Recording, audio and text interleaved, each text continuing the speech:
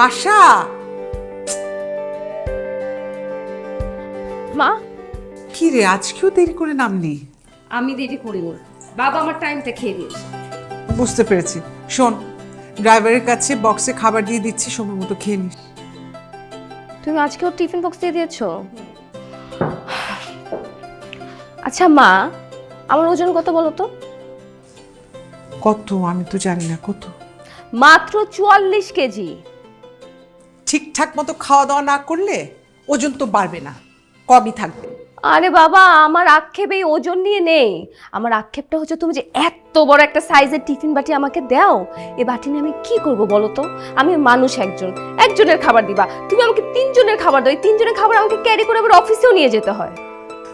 তুই বুঝতে পারছিস না, তুই তো আমার সামনে খাচ্ছিস না। কোনটা তুই পছন্দ করিস, কোনটা পছন্দ করিস না, আবার কারোর সাথে তুই শেয়ারও করতে পারিস। সেই জন্য আমি ভালোবেসে। এইটাকে ভালোবাসা বলে না মা, এটাকে বলে কি আদর করে কোলে তুলে আছাড় মেরে মেরে ফেল। এখন তো এটা বলবেই, যখন মা হবি তখন বুঝবি। আমি মা, এই ওয়েট ওয়েট ওয়েট, বাবা বলল আমি বড় হয়ে গেছি, তুমি আমি এখানে বললা আমি মা, মানে তোমাদের কি আমাকে নিয়ে কোনো প্ল্যান আছে? মানে তোমরা দুজন মিলে কি আমাকে নিয়ে কোনো প্ল্যান করছো? যদি কোনো প্ল্যান করে থাকো মা, আমি তোমাকে ক্লিয়ার বলে দিচ্ছি, সেটা যেন তোমাদের মধ্যে সীমাবদ্ধ থাকে, আমার কান পর্যন্ত ভুলেও না আসে। গেলাম আমি, বাই।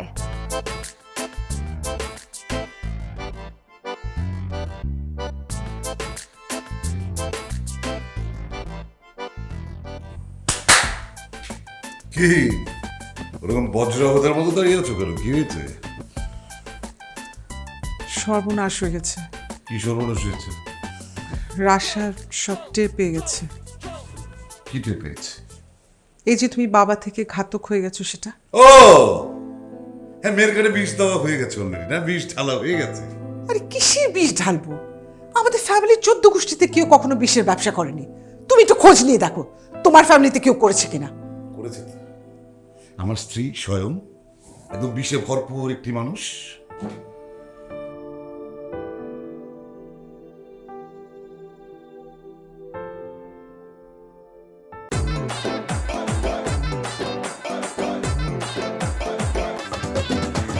চোখে চোখে প্রেমের কথা চলছে বহুদূর, গারে ধুয়ে গারে লইয়া বাঁধি নতুন সুর।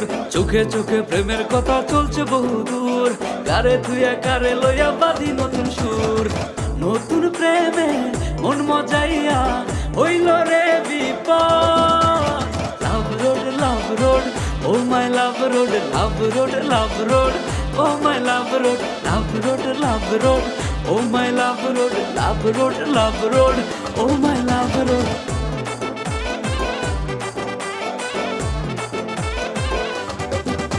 আরে ঝকা নকা নকা নকা ঝকা নকা নকা রে। Take a deep breath in. Out. Again. Deep breath in.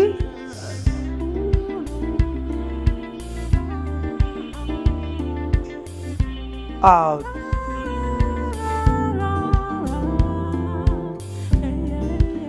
Okay. তোমরা I need to relax করো for 1 minute.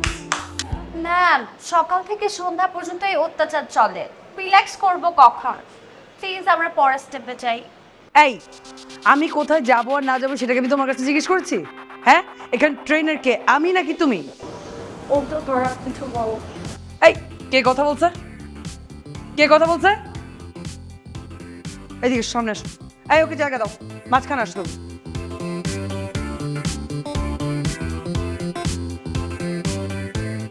ডিগবাজি দেবা এখন তুমি। তুমি 2টা ডিগবাজি দেবা, এটা হচ্ছে তোমার শাস্তি। মিস, আমি কি এখানে এখন জায়েদ খানের মতো ডিগবাজি দিব? মিস, আমি তো জায়েদ খানের মতো ডিগবাজি দিতে পারি না।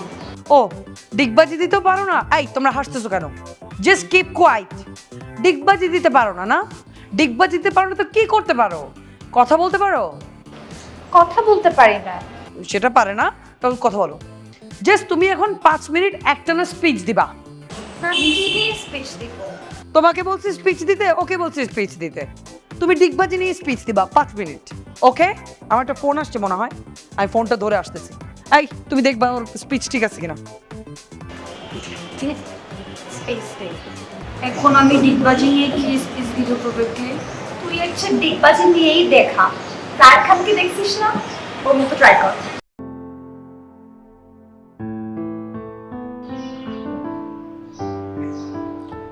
Hello, hello, good morning. Morning. কি ব্যস্ত? হ্যাঁ, মর্নিং সেশন চলতেছে তো, সমস্যা নাই, তুমি বলো। কি বলবো? কি বলবো মানে? তাহলে তুমি ফোন দিয়েছো কেন?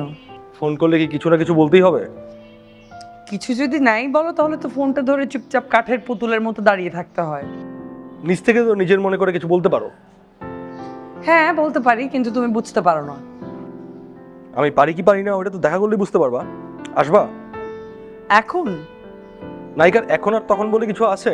ডিরেক্টর ফোন দিয়েছে, আসতে বলছো মানে চলে আসবা, যেখানেই থাকো উড়াল দিয়ে চলে আসবা। তুমি আমাকে প্রশ্ন করতেছো? নায়িকা আগে হই, তারপরে দেখবা ডাকার সাথে সাথে পরীর মতো চলে আসছে। নায়িকা হই মানে? আমি মামুন মুখ দিয়ে বলেছি মানে তুমি নায়িকা? কিসের সিনেমা, কিসের নাটক? বাট আমি তো সিনেমা ছাড়া অন্য কিছু নায়িকা হব না। তোমাকে অন্য কিছু নায়িকা হইতে কে বলছে? হ্যাঁ, দেখো না আমি কি করি। তুমি কার কাছে এসে পড়ছো? তোমার কোনো বাস্তব অভিজ্ঞতা নাই বলে তুমি নিজেকে নিয়ে ভাবতে পারতেছো না।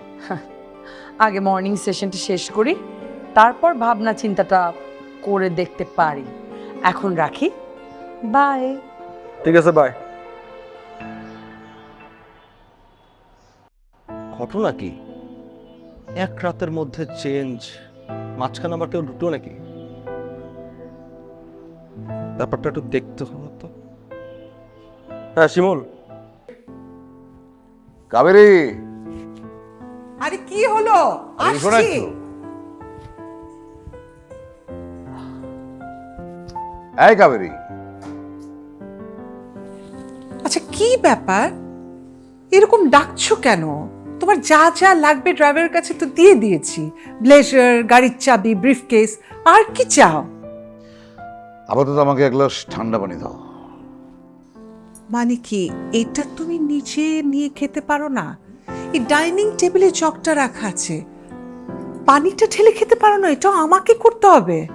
এই বাড়ির কোনো কিছু আমার নিজের মতন করার স্বাধীনতা আমার আছে, সব তো তুমি নিয়ন্ত্রণ করো। তাহলে এই পানি খাওয়াটাও তুমি করাবে, আমি কেন করব? কি বললে তুমি? এ বাড়ির সবকিছু আমি নিয়ন্ত্রণ করি? তা নয়তো কি? তাহলে মেয়েটার সামনে আমি কথাই বলতে পারলাম না, তার আগে তুমি শেষ করে দিয়েছো। হ্যাঁ, কেন? কি বলতে চাও তুমি? বলতে চাই এবং আমি বলবো। বলো কি বলতে চাও, কি বলতে চাও বলো। ডাইনি চেনো তুমি? ডাইনি ডাইনি না কখনো মা হতে পারে না, কিন্তু ভাগ্যক্রমে তুমি মা হয়ে গিয়েছো। এই জন্য তোমার মেয়ের ভালো মন্দ তোমার চোখে পড়ছে না, কারণ ডাইনিদের চোখে মেয়ের ভালো মন্দ চোখে পড়েও না, পড়ার কথাই না। কি বলে তুমি? আমি ডাইনি? আমি ভুলক্রমে মা হয়ে গেছি এবং এজন্য আমি আমার মেয়ের ভালোটা সহ্য করতে পারছি না। কে এই মুহূর্ত থেকে আমি এইরকম অপ্রিয় সত্যি কথা বলতেই থাকবো? ঠিক আছে, তোমার তো অনেকগুলো খারাপ অভ্যেস আছে, কিন্তু একটা ভালো অভ্যেস আমি করাতে পেরেছি, সত্যটা বলা শেখাতে পারছি। কি তুমি শেখাচ্ছ? হ্যাঁ, সত্য বলে আমাকে শেখাতে পারছো? কচু পারছো। এই যে একটু পর যখন ওখান থেকে ফোন করে জিজ্ঞেস করবে যে বিয়ের ব্যাপারে আমাদের কোনো পজিটিভ চিন্তা ভাবনা হয়েছে কিনা, হ্যাঁ, তখন কি আমি সত্যিটা বলতে পারবো? তখন কি বলতে পারবো, শুনুন আমি কিন্তু সংসার করে একজন ডাইনির সাথে, সে তার মেয়ের ভালো একদমই চায় না, ভালো দেখতে পারে না, সহ্য করতে পারে না, এই কথাকে আমি বলতে পারবো? বলো। কেন এটাই বলবে? আমি এরপর থেকে ডাইনি তো ডাইনি হয়ে থাকবো তোমার সংসারে, দেখি তুমি কি করতে পারো। নিজে নিজে তেশ মারা খেলাম, উস্কানি দিতে গিয়ে এমন গৃহযুদ্ধের হুমকি দিল, এবার আমি কি করি?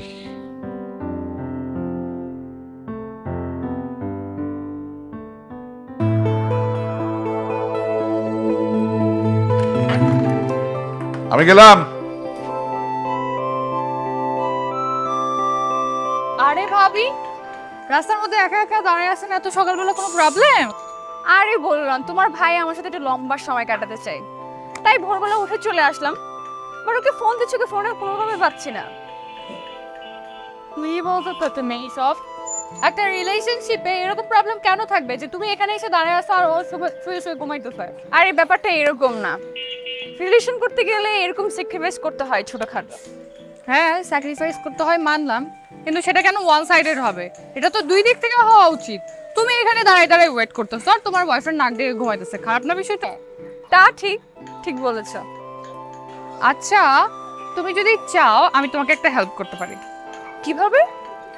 আমি তোমাকে অর্কের বাসার অ্যাড্রেস দিতে পারি, তুমি চাইলে যেয়ে দেখতে পারো।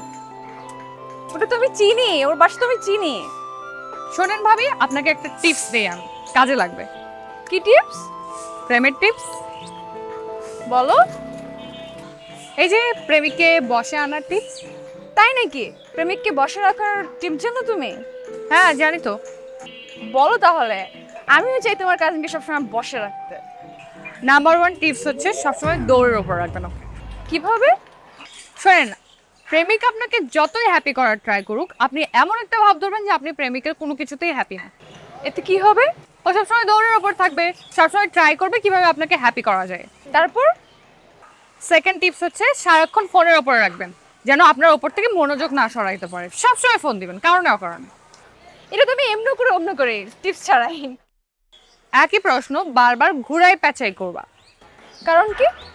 কারণ হচ্ছে তুমি যখন এক প্রশ্ন বারবার ঘুরাই পেঁচাই করবা, তখন কোনটা সত্যি বলছে কোনটা মিথ্যা বলছে তুমি সহজে বুঝতে পারবা। তুমি এগুলো কিভাবে জানো? ওই যে ধরা খেয়ে, প্রেমে অনেকবার ধরা খেয়েছি তো। সো স্যাড, তুমি প্রেমে ধরা খাইছো? That's sad. এর জন্যই তো আমি চাই, আমার কাজিনের পক্ষ না নিয়ে তো এর জন্যই আমি তোমার পক্ষ নিয়েছি।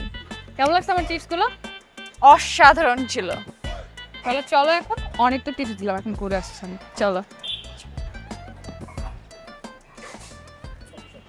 তারপরে কি হয়েছে? গাছ থেকে যখন লাফ দিছি পায়ের মধ্যে প্যাক লেগে গেছে। কি লাগছে? প্যাক লাগছে ম্যাম। প্যাক লাগছে? প্যাক কি মানে? জীবনে তো অনেক ধরনের প্যাকের কথা আমরা শুনেছি, যেটা মুখে লাগায়, ফেশিয়াল প্যাক। নো, এই প্যাক তো শুনিনি জীবনে। এটা কি? সরি ম্যাডাম, কাদা। ও তাই বলো। সারা জীবন তো ফেস প্যাকের কথা শুনেছি, নানান রকম ফেসের প্যাকের কথা শুনেছি, মানে গাছ থেকে পড়ে পায়ে লাগা প্যাকের কথা তো এই প্রথমবারের মতো শুনলাম। তোমরা হাসছো? ও মাই গড, তোমরা হাসছো কেন? তোমাদের তো লজ্জায় মরে যাওয়া উচিত। আমি জাস্ট তোমাদেরকে অপমান করেছি। মানে আমি হলে তো লজ্জায় মরে যাইতাম। আমরা কেউই সুন্দর করে কথা বলতে পারি না। চেষ্টা করি ম্যাম, মাঝে মাঝে মুখ দিয়ে বাইরে পড়ে। মাঝে মাঝে মুখ দিয়ে বাইরে পড়ন যাইবো না, কথা বলতে হলে সুন্দর করে কথা বলতে হবে। মিস, আমরা তো সুন্দরী প্রতিযোগিতায় যাব, আমরা তো গল্প করার প্রতিযোগিতায় যাব না। তাহলে শুধু শুধু কষ্ট করে কথা বলা কেন শিখবো মিস? শুধু শুধু কষ্ট করে কথা বলা কেন শিখবে? একটা ফ্ল্যাট বাসা বা অ্যাপার্টমেন্টের ভিতরে কোনোদিন কাঁচা টয়লেট দেখেছো? কাঁচা টয়লেট? কথাটা শুনতে খুব কানে লাগলো, তাই না? তোমরা যখন বলছো যে সুন্দরী প্রতিযোগিতায় গিয়ে কথা বলা শিখে কি করব, তোমাদের কথাটাও আমার কানে ঠিক একই রকম ভাবে লাগলো। ব্যাপারটা একদমই এরকম, চকচক করলেই শোনা হয় না। ধরো আমাদের সুন্দরীরা বাইরে থেকে ঘষে মেজে নিজেদেরকে এত চকচকে করে রাখে, যখনই তাদেরকে আমরা কথা বলতে বলি তখনই ঠিক এরকম শোনায়, কাঁচা টয়লেট। মিস, এই কথা শুনে না আমার গা ঘিন ঘিন করতেছে, আমার বমি আসতেছে। বাদ দেন না এই টপিকটা। একটু আগে তোমরা যখন বলছিলে না যে কথা শিখে কি করব সুন্দরী প্রতিযোগিতায় গিয়ে, তখন আমারও না গা ঘিন ঘিন করছিল। আজকে আমরা কি শিখবো তাহলে? কথা বলা ক্লাস। কথা বলা। ওকে, আমরা আজকে কথা বলা শিখবো। তোমরা নিজেদের মধ্যে নিজেরা একটু সুন্দর করে কথা বলো। তোমাদের 15 মিনিটস ব্রেক আছে, আমি 15 মিনিট পরে এসে দেখছি। ওকে? এটা কোনো কথা? এতদিন থেকে যাও আমরা একটু মন খুলে কথা বলতে পারতাম, আজকে থেকে আমরা সেটাও পারবো না। মানে এখন থেকে তোতা পাখির মতো বলি আওড়াইতে হবে। আমাদের মিস যেটা বলবে আমাদেরকে সেটাই করতে হবে। আমি আর নিতে পারছি না।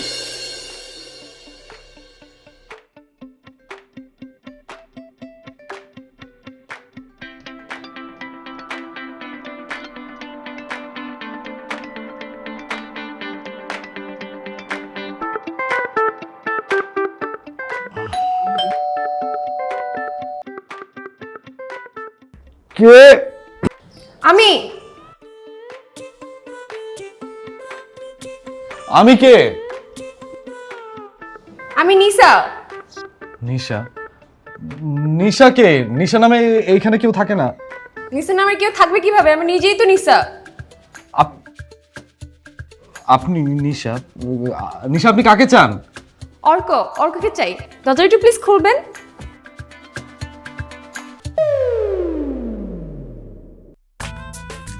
আমি বাসা কি করে?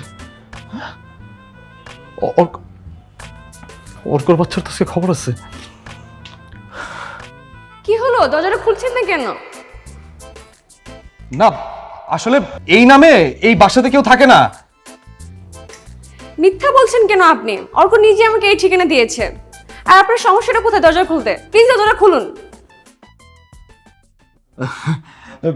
না না হ্যাঁ না, আসলে দরজা খুলতে আমার কোনো সমস্যা নাই, কোনো ঝামেলা নাই, কিন্তু হয়েছে কি রাতের বেলা আমি লুঙ্গি পরে ঘুমাইছিলাম তো, তাই এখন ঘুম থেকে উঠে লুঙ্গিটা না আমি খুঁজে পাচ্ছি না, তাই আর কি। আচ্ছা ঠিক আছে, আপনারা যা করার করুন। তারপর না হয় অর্ককে ডেকে দেন। জি জি জি জি জি ঠিক আছে। কো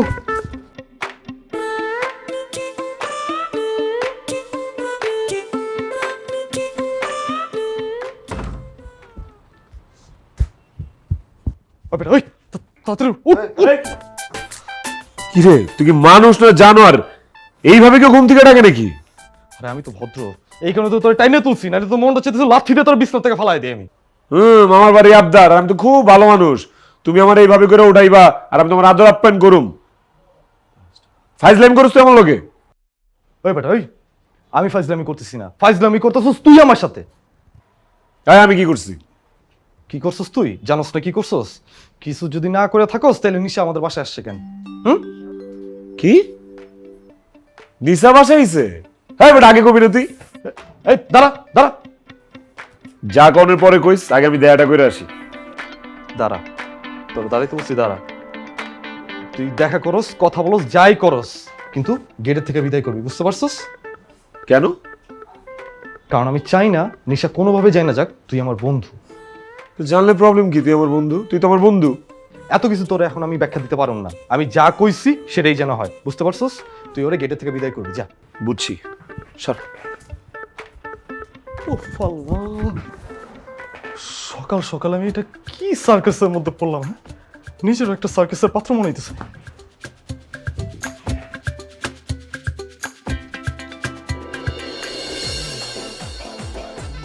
ছি, তুমি লুঙ্গি পরে ঘুমাও? তার মানে বিয়ের পর তোমার জন্য প্রতিদিন আমার লুঙ্গি খুঁজতে হবে, আর প্রতিদিন সকালবেলা তোমাকে আমাকে নেকেড দেখতে হবে? ও মাই গড! আরে সবার হাতে তো সব কিছু মানায় না তোমার জন্য। নাও ফুলটা নাও। তুই কোনো কথাই কবি না, তোর আমি বারবার কইছি মেয়েটার দরজা থেকে বিদায় কর, আর তুই কি করলি? সোজা বেডরুমে নিয়ে পড়লি। সবসময় কথা বলার জন্য ব্যবহার করতে হবে উদারাকে, মানে পেট থেকে। পেট থেকে